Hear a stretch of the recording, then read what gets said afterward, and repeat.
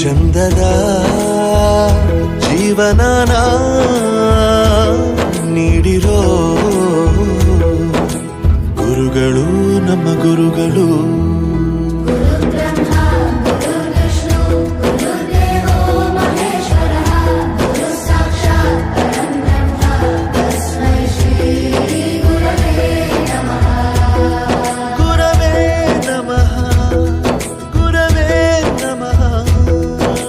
ಬಳಪ ಹಿಡಿದ ಭಗವಂತ ಇರುತ್ತಾನೆ ನಮ ಸುತ್ತ, ಅವತಾರ ನಾನಾ ರೂಪವೋ.